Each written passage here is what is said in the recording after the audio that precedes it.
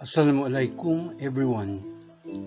Today's lecture focuses on a changing magnetic flux that induces an EMF in a coil of wire. Find out how this changing flux and the induced EMF are computed. Just hang on till the end of this video. Watch and learn.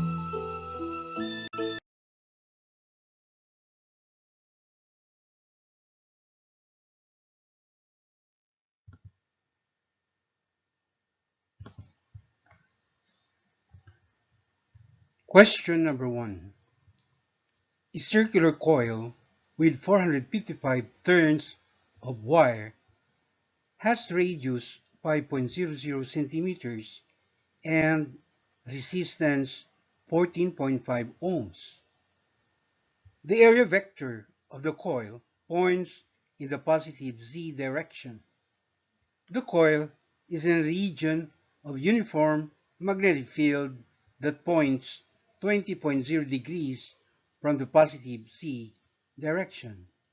The magnitude of the field is initially 0.0600 Tesla and decreases at the rate of negative 3.00 raised to the negative 3 Tesla per second. Find the magnitude of letter A, the induced EMF, and letter B, the induced current in the coil while the field is changing.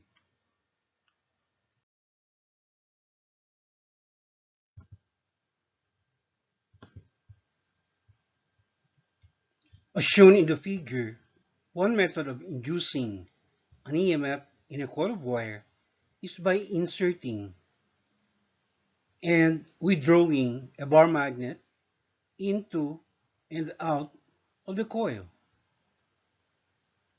The faster you move the bar magnet back and forth, the higher is the EMF induced, and therefore the greater the current in the circuit as measured by the galvanometer.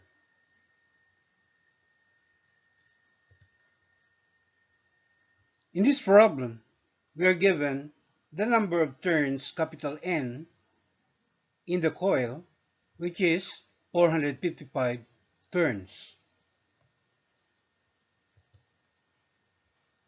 Alright, so the coil has a radius small r equal to 5.00 centimeters. The wire in the coil has a resistance capital R equal to 14.5 ohms. The magnetic field B naught, was initially equal to 0.0600 Tesla, and it is directed 20 degrees from the positive z-axis. And this magnetic field decreases at a uniform rate of negative 3.00 raised to the negative 3 Tesla per second. And the target variables are, letter A, the induced EMF, denoted by epsilon, and the induced current, capital I. So, we will first find the area, or the cross-sectional area of the coil using the usual formula, of course, pi r squared.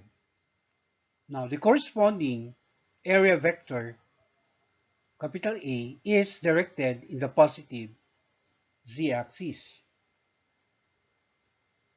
And then, we can compute also the rate of change in the magnetic flux, denoted by delta P over T.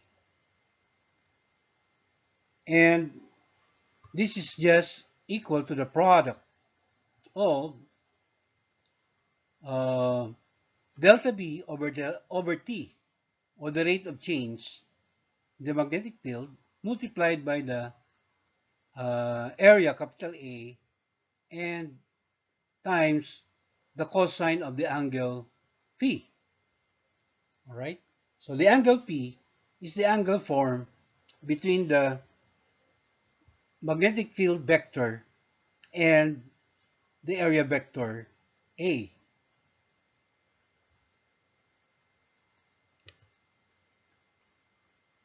So in answering question letter A, finding the induced EMF epsilon, we just use the formula. Epsilon is equal to negative capital N times delta phi over the time t, right? And likewise, in solving for the induced current, we just use Ohm's law. That is, the induced current capital I is just equal to the induced EMF, or epsilon, divided by the resistance big R.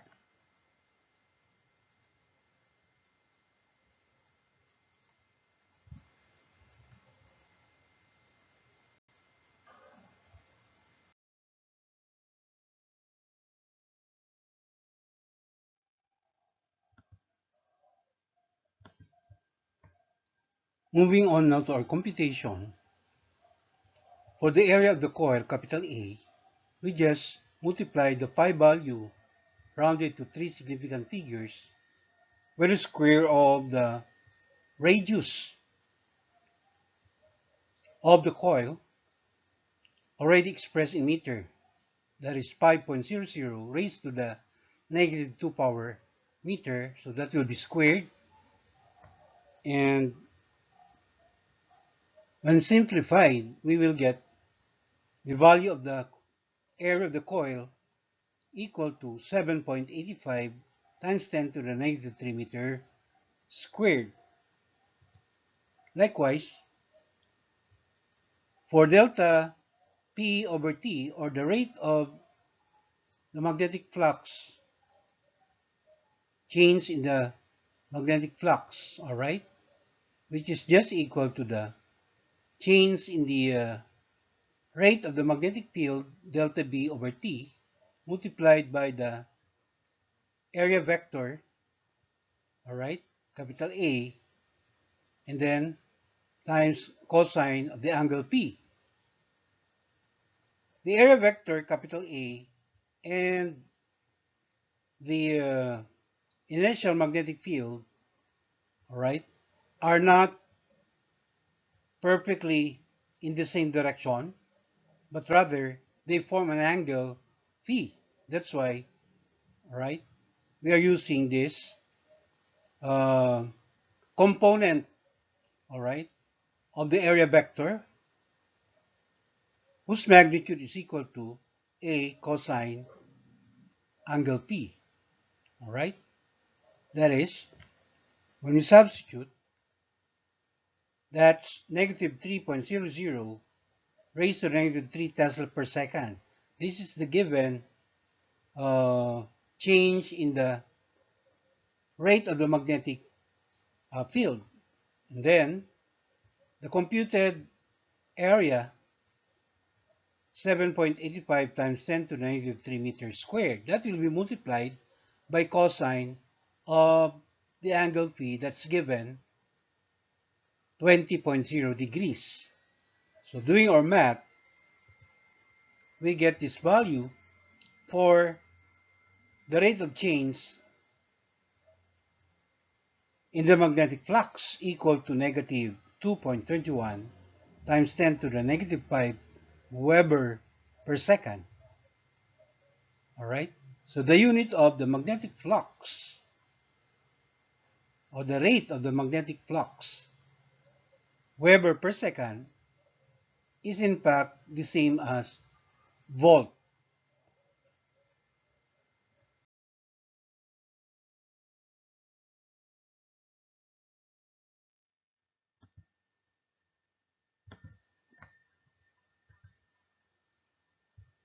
So answering the first question, letter A, determining the induced EMF denoted by epsilon, all right, which is equal to negative capital N delta phi over T, right? Substituting, we have negative 455 as the number of turns and negative 2.21 times 10 to the negative 5 Weber per second as the rate of change in the magnetic flux. All right? So, doing our math, we get this induced EMF or epsilon equal to positive 1.01 raised to the negative 2 volts. And finally, computing the induced current capital I, which is just equal to the computed EMF or epsilon divided by the resistance big R. That is, I, or induced current, is equal to 1.01 times 10 to the negative 2 volts divided by the value of the resistance in the wire, 14.5 ohms. Simplifying, we get the induced current equal to 6.97 times 10 to the negative 4 amperes.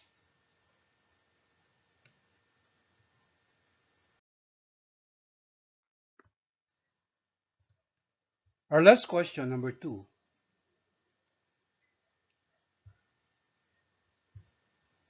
A single circular loop of wire with radius 2.40 centimeter lies in the XY plane. There is a uniform magnetic field that changes at a steady rate from 0.140 Tesla in the positive Z direction at time equals 0 to 0.110 Tesla in the negative Z direction at time equals 2.00 seconds. Take the area vector for the loop to be in the positive Z direction. Questions. Letter A. Find the magnetic flux through the loop at time equals 0 and time equals 2.00 seconds. And letter B. Find the magnitude of the induced EMF in the loop while the field is changing.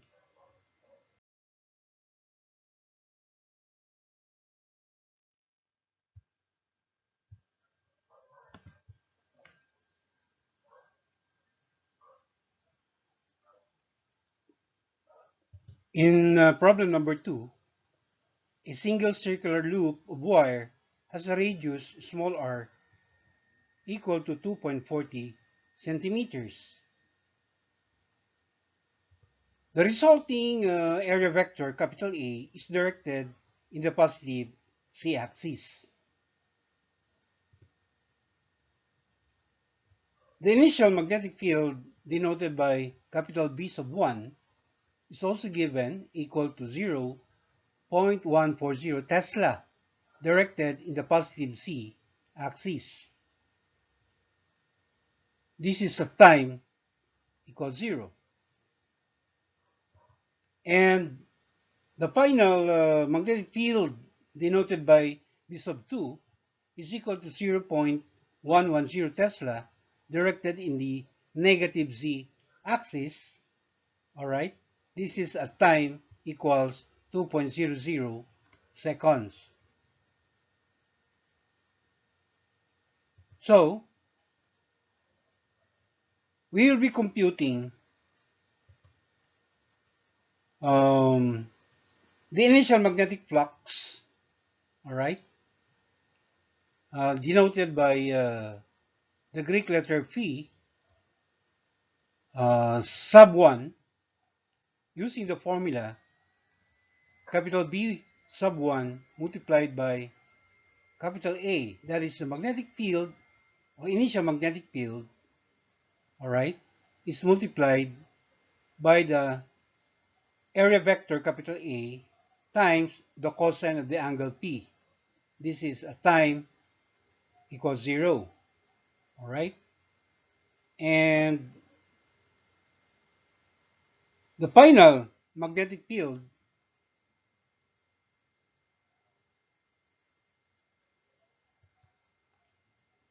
or magnetic flux, all right, denoted by uh, the Greek letter P sub 2, is also equal to the product, actually the scalar product, of the magnetic field B sub 2 and the area vector capital A and times the cosine of the angle P.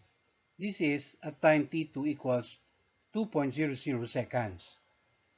And for letter B, we will be computing also for the induced EMF or epsilon using the formula epsilon equals negative delta P over delta T.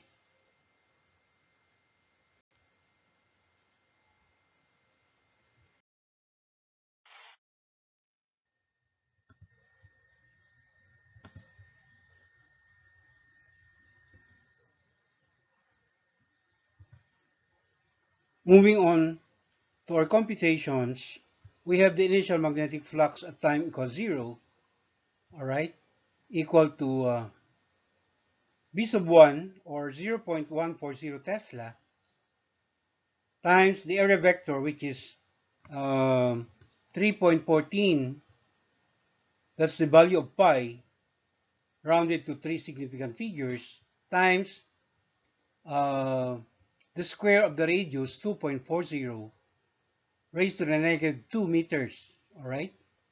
So you got to square that, and so we will get, all right, the value of the magnetic flux at time equals 0, equal to 2.53 times 10 to the negative 4 Weber.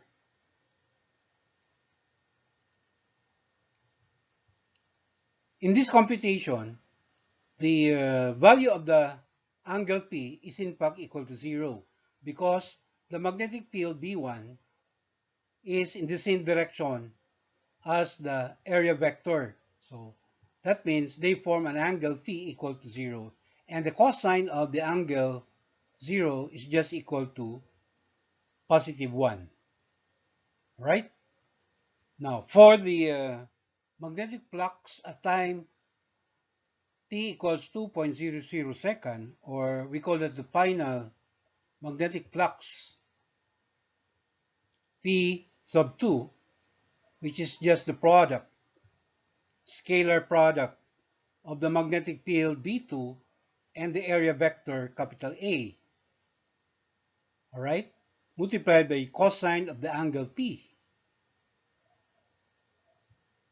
Substituting, we have the given magnetic field B sub 2 equal to negative 0.110 Tesla, all right, multiply this by 3.14 and the square of the radius 2.40 times 10 to the negative 2 meters. Now, for the magnetic flux P sub 2, all right, the direction is such that uh, the angle phi is equal to 180 degrees, all right, which means that the magnetic field B sub 2 is reversed, all right. It is now directed in the negative z-axis, exactly opposite to the area vector, all right. So when we do our math, considering that the value of cosine 180 degrees is equal to negative 1, all right? That's why we have here the negative sign, or negative 0.110 Tesla, all right? The result is that the magnetic flux at time equals 2.00 second is negative 1.99 times 10 to the negative 4 Weber.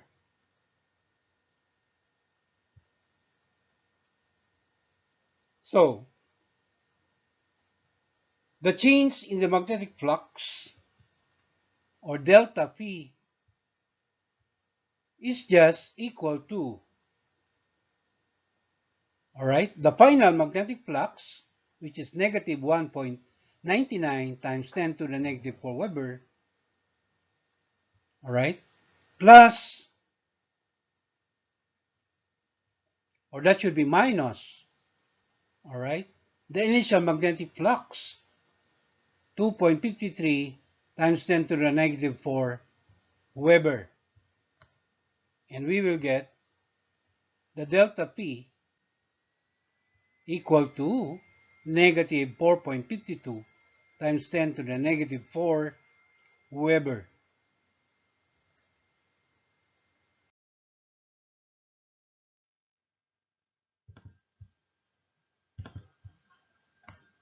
Finally, we can now compute the induced EMF.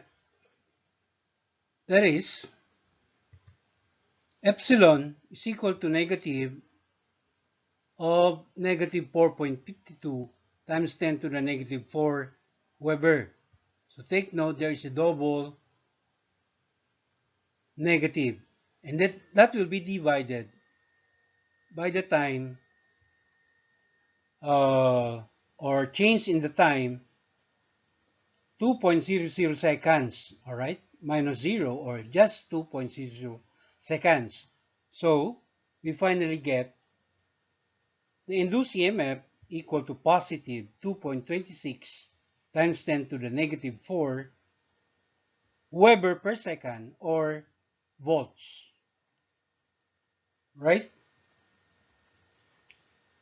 We can check the sign of the computed induced EMF by using the right-hand grip rule shown in the figure.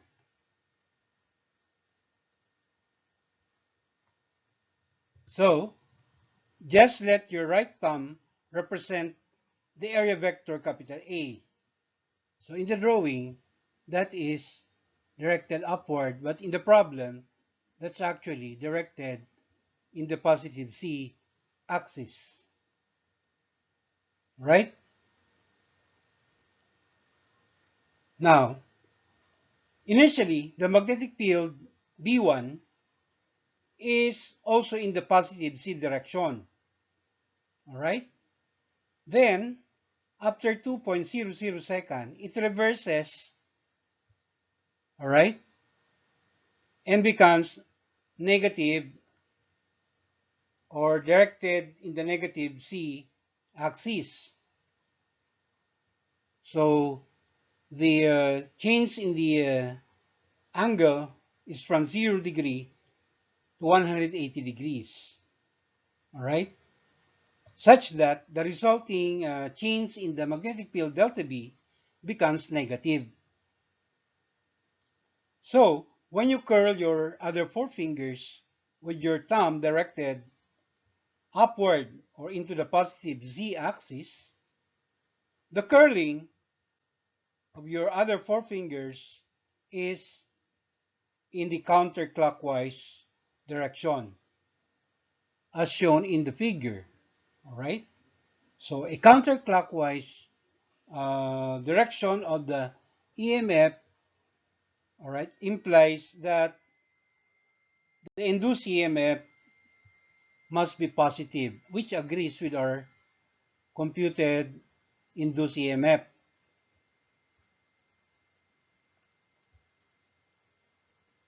So that concludes our discussion for this topic. Till the next episode, mabuhay. Masya Allah.